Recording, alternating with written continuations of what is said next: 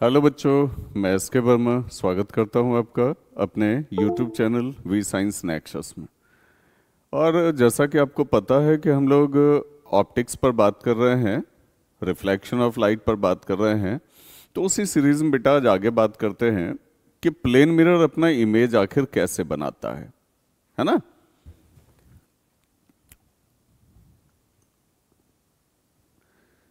क्या है बेटा, आज का टॉपिक क्या है?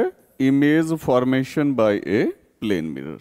प्लेन मिरर अपना इमेज कैसे बनाता है? तो प्लेन मिरर के लिए तो हमने आपको बता ही दिया था, इंसिडेंट रे, रिफ्लेक्टेड रे कैसे आती है, लॉज ऑफ रिफ्लेक्शन वगैरह सब हमने बता ही दिया था आपको। और यदि किसी बच्चे का लेक्चर छूट गया है तो निश्चित ही चैनल पे लेक्चर पड़ा हुआ है, उसको स्टडी कर लें। ठीक है, चूंकि कॉन्सेप्ट क्लियर रहना चाहिए। जितना कॉन्सेप्ट क्लियर रहेगा आपके कैरियर में उतना ज्यादा निखार आएगा, है ना। बराबर कहता हूं मैं आपको। तो मान लीजिए कि ये एक प्लेन मिरर है, ये हमारा प्लेन मिरर है, ठीक है। और एक ऑब्जेक्ट हमने यहां रखा हुआ है, ठीक है। अब क्या होता है, मैंने आपको पिछले दिन भी बताया था कि कोई भी जो इमेज बनता है, जैसे मान लो ये महिला यहां खड़ी है, इसका यहां इमेज बन रहा है, तो सिर्फ एक रे से इमेज नहीं बनता, दो रे से इमेज नहीं बनता बेटा। मिलियंस ऑफ रेज काम करते हैं, तब किसी आदमी का इमेज या किसी भी ऑब्जेक्ट का इमेज तैयार होता है। बस हम लोग करते क्या है, अब मिलियंस ऑफ रेज ड्रॉ करना तो संभव नहीं है बेटा, तो हम लोग दो या तीन रे ज्यादा से ज्यादा यूज करते हैं इमेज के पोजीशन को दिखाने के लिए कि भाई यहां इमेज बन रहा है, इंटरसेक्शन दिखाने के लिए। क्योंकि इमेज दो तरह का है, एक रियल इमेज है, एक वर्चुअल इमेज है, पता ही है आपको, बताया हमने आपको। अगर मान लो कि कोई भी दो रिफ्लेक्टेड या रिफ्रैक्टेड रेज सही में जाके कहीं इंटरसेक्ट कर रही है और तब इमेज बन रहा है, तो यहां रियल इमेज बनता है। और अगर मान लो कोई भी दो रे है जिसको हमने प्रोड्यूस किया, तब जाके कहीं इंटरसेक्ट करता हुआ मालूम पड़ता है, तब ये इमेज वर्चुअल इमेज होता है, ठीक है। तो ये तो चलो रे के इंटरनल प्रॉपर्टी की बात हो गई। एक्सटर्नली कैसे वर्चुअल और रियल इमेज देखेंगे, तो मैंने आपको बताया था कि ऑब्जेक्ट जिस पोजीशन में है, अगर इमेज भी उसी पोजीशन में बन रहा है, ठीक है, बिल्कुल इरेक्ट बन रहा है, तो इरेक्ट बन रहा है मतलब कैसा इमेज बनेगा? वर्चुअल इमेज बनेगा। और अगर ऑब्जेक्ट हमारा ऐसे है और इमेज ऐसे बन रहा है, उल्टा बन रहा है, इसी का अगर माथा जो है वो नीचे हो जाए, पैर ऊपर हो जाए, तो उल्टा हो गया। फिर अगर इस टाइप का इमेज बन रहा है, मतलब वहां कैसा इमेज बन रहा है बेटा? रियल इमेज बन रहा है। बात समझ में आ रही है? तो प्लेन मिरर अपना इमेज कैसे बनाता है, इस पर बात करते हैं। तो कितना रे चाहिए कम से कम दिखाने के लिए? दो रे चाहिए बेटा। चलिए दिखाते हैं। एक रे हम यहां से इंसिडेंट करते हैं, ठीक है, RI लिखा हुआ है, इंसिडेंट रे, या आप इसको चाहो तो IR भी लिख सकते हो, इंसिडेंट रे। और ये रे यहां से टकराएगी तो रिफ्लेक्ट हो जाएगी, पता ही है तुमको। तो एक रे ऐसे ले आओ, इसको यहां से बेटा रिफ्लेक्ट करवा दो, करवा दिए। और दूसरा रे जो है, एक लोअर बेस से ले लिया, एक अपर बेस से ले लेते हैं। दूसरा रे बिल्कुल स्ट्रेट लेके जाते हैं। अब स्ट्रेट अगर आ रहा है तो इस कंडीशन में रे क्या होगा? तो जैसे आया है वैसे ही निकल जाएगा, अपने पाथ को रिट्रेस कर लेगा, ठीक है। न्यूमेरिकल में ये भी बता दूंगा आपको आगे। अब ये दोनों रे जो है, एक रे तो मान लो इधर निकल जाएगा, ठीक है, एक रे इधर चला गया। अब तुम ही बताओ, क्या ये दोनों रे कहीं जाके मिलेंगे? आप कहोगे नो सर, ठीक है। अब आप क्या करो कि इस रे को भी पीछे प्रोड्यूस कर दो, इस रे को भी पीछे प्रोड्यूस कर दो, ठीक है।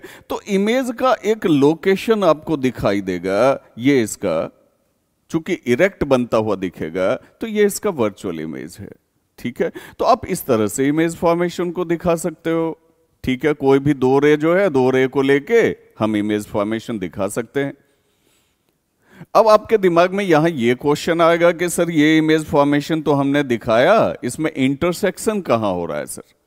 ठीक है, तो इसमें इंटरसेक्शन नहीं दिखाए बेटा, इसमें पोजीशन दिखाए हैं। ठीक है, आप चाहो तो अलग से कोई दूसरा जो है इंटरसेक्शन वाला भी इमेज देख सकते हो। ठीक है, मान लो ये मिरर हो गया, एक बेस पर रखा हुआ है, यहां हमने ऑब्जेक्ट रख दिया बेटा, एक रे इंसिडेंट करवाते हैं, ये रिफ्लेक्ट कर जाता है। ठीक है, कम से कम 2 रे की तो मदद लेनी होगी ना, एक रे और इंसिडेंट करवाते हैं, ये भी रिफ्लेक्ट कर जाता है मान लो। अब इसको भी हम पीछे बढ़ाते हैं, इसको भी पीछे प्रोड्यूस करते हैं, जहां जाके मिलता हुआ मालूम पड़ता है वहां उस ऑब्जेक्ट का क्या बन जाता है, इमेज बन जाता है। ये ऑब्जेक्ट हो गया, ये इमेज हो गया। तो इस तरह से आप इमेज फॉर्मेशन दिखा सकते हो, कोई दिक्कत नहीं है, आराम से दिखा सकते हो। ठीक है, या फिर आप चाहो तो इस तरह से भी दिखा सकते हो, कोई परेशानी नहीं है इसमें भी। आराम से ऑब्जेक्ट ले लिया, एक रे बेस से ले लिया, रिफ्लेक्ट करवा दिया, पीछे दिखा दिया, एक रे रिट्रेस करवा दिया, तो लोकेशन ऑफ इमेज इस तरह से हम दिखा सकते हैं, कोई परेशानी इसमें भी नहीं है। ठीक है, अब ये जो इमेज बनाता है उसके नेचर की बात करते हैं। पहला तो क्लियर हो गया कि भाई वर्चुअल एंड डायरेक्ट बना रहा है, क्योंकि जिस पोजीशन में ऑब्जेक्ट है उसी पोजीशन में इमेज भी है, तो वर्चुअल एंड डायरेक्ट बन रहा है, नो डाउट। दूसरा, of the same size as the object, जितना HO है उतना ही HI भी है, ऑब्जेक्ट जितना बड़ा इमेज भी उतना ही बड़ा, तो HO is equal to HI होता है बेटा। ठीक है, और तीसरे नंबर में चले आओ, मिरर से ऑब्जेक्ट का डिस्टेंस माप लो DO, और मिरर से इमेज का डिस्टेंस माप लो DI, तो DO इज इक्वल टू जो है क्या होता है, DI होता है। जितना दूरी पर ऑब्जेक्ट रखा हुआ है उतनी ही दूरी पर उसका इमेज भी बनता है। समझ में आ रही बात? अगले नंबर में चले आओ, लैटरली इन्वर्टेड बनता है, इसलिए वो वाला जो है इमेज हमने वहां रखा हुआ है, वो वाली फोटो जो वहां लगी हुई है। ठीक है, इमेज जो प्लेन मिरर बनाएगा, पहला वर्चुअल एंड डायरेक्ट बनाएगा, दूसरा HO is equal to HI होगा, तीसरा DO is equal to DI होगा, सारी बातें सही है। और एक बात और है कि लैटरली इन्वर्टेड बनेगा। ठीक है, कैसा बनेगा बेटा? लैटरली इन्वर्टेड, मतलब मिरर के सामने अगर आप खड़े हो, आप इधर से खड़े हो तो मिरर इमेज उधर से बनाएगा। ठीक है, तो लेफ्ट पोर्शन राइट साइड में दिखता है, राइट पोर्शन लेफ्ट साइड में दिखता है। मतलब अगर आप बायां हाथ हिला रहे हो ना, तो बायां हाथ आपका उधर से हिलेगा, मतलब लगेगा कि आप दायां हाथ हिला रहे हैं। ठीक है, तो ये लैटरल इन्वर्जन कहलाता है। मतलब क्या हो गया बेटा? The phenomena where an image appears reversed from left to right. ठीक है, लेफ्ट पोर्शन राइट में दिख रहा है, राइट पोर्शन लेफ्ट में दिख रहा है। तो प्लेन मिरर इस तरह से इमेज बनाता है, और किसी भी इमेज के लोकेशन को दिखाने के लिए या इमेज के पोजीशन को दिखाने के लिए कम से कम हमको 2 रे तो चाहिए ही, 3 रे की भी जरूरत होती है कभी कभी।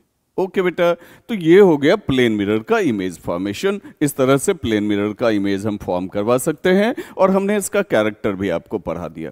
ठीक है, समझ में आ रही है बात बेटा? बढ़िया समझ रहे हो? चलो अब प्लेन मिरर के कुछ प्रॉब्लम्स को सॉल्व करते हैं। ठीक है, देखो, an old woman stands 0.5 metre in front of a plane mirror. एक महिला है, बूढ़ी महिला है, माता जी हैं, 0.5 मीटर प्लेन मिरर से दूर खड़ी है, नियर अ वॉल, किसी भी वॉल के पास कहीं भी। How far is her image? उनका इमेज जो है वो कितनी दूरी पर बनेगा बिहाइंड द मिरर? तो बेटा देखो, गिवन में आपको दिया हुआ है ना, गिवन में DO दे दिया है, वो महिला जो खड़ी हैं 0.5 मीटर पे खड़ी हैं। ठीक है, तो बेटा DI इज इक्वल टू क्या हो जाएगा? 0.5 मीटर। क्यों हो गया? क्योंकि प्लेन मिरर में DO इज इक्वल टू क्या होता है? DI होता है। ठीक है, और अवे फ्रॉम हर मान लो ये महिला, ये मिरर हो गया, ये महिला यहां खड़ी हैं, 0.5 मीटर पर खड़ी हैं, तो इमेज भी जो बनेगा वो तो 0.5 मीटर पर ही बनेगा ना बेटा। तो उनके खुद से इमेज की दूरी क्या हो जाएगी, तो यहां से यहां की डिस्टेंस जो है वो हो जाएगी 1 मीटर। ठीक है, तो पहले का आंसर हो गया 0.5 मीटर, दूसरे का आंसर हो गया 1 मीटर। समझ में आ रही बात? ये DO is equal to D I का प्रॉब्लम था जो आपने अभी पढ़ा, nature of image form by plane mirror. DO is equal to D I होता है, HO is equal to H I होता है। ठीक है, लेटरली इन्वर्टेड होता है, वर्चुअल एंड डायरेक्ट होता है। अब उससे हम लोग कुछ प्रॉब्लम्स ले रहे हैं, कुछ प्रॉब्लम्स सॉल्व कर रहे हैं बेटा। सेकंड नंबर में चले आइए। ठीक है, सेकंड नंबर थोड़ा सा गड़बड़ लिखा हुआ है, इसको सही कर लीजिएगा, 2, 3, 4 कर लीजिएगा इसको। ठीक है, a girl is going away from the plane mirror. ठीक है, एक लड़की प्लेन मिरर से दूर जा रही है with a velocity of 3 metre per second. ठीक है, ये मान लो प्लेन मिरर है, ये मान लो प्लेन मिरर है, और लड़की क्या कर रही है, इससे तेजी से मिरर से दूर निकल रही है। कौन से स्पीड से निकल रही बेटा? 3 मीटर पर सेकेंड के स्पीड से निकल रही है। ठीक है, तो with what velocity is she going away from her own image? ठीक है, तो अपने इमेज से वो किस स्पीड से निकल रही है? देखो बेटा, यहां थ्योरी ऑफ रिलेटिविटी लागू हो जाएगी। क्यों? क्योंकि जिस स्पीड से लड़की आगे जा रही है उसी स्पीड से उसका इमेज पीछे की तरफ जा रहा है। ठीक है, तो अपने इमेज से उसका जो रिलेटिव स्पीड है वो ऐड हो जाएगा। ठीक है, तो 3 metre per second plus 3 metre per second हो जाएगा, ये 6 मीटर पर सेकेंड हो जाएगा। बात समझ में आ रही? बात समझ में आ रही बाबू? बढ़िया समझ रहे हो? ठीक है, हम अगर मिरर से दूर जा रहे हैं किसी स्पीड से, तो मेरा इमेज भी पीछे जा रहा है। आप ऐसा करना, मिरर के सामने खड़े होकर देख लेना इसको। ठीक है, आप मिरर से जितनी स्पीड से पीछे बढ़ रहे हो या आगे बढ़ रहे हो, आपका इमेज उसी स्पीड से पीछे जा रहा होता है। ठीक है, तो डायरेक्शन अपोजिट है।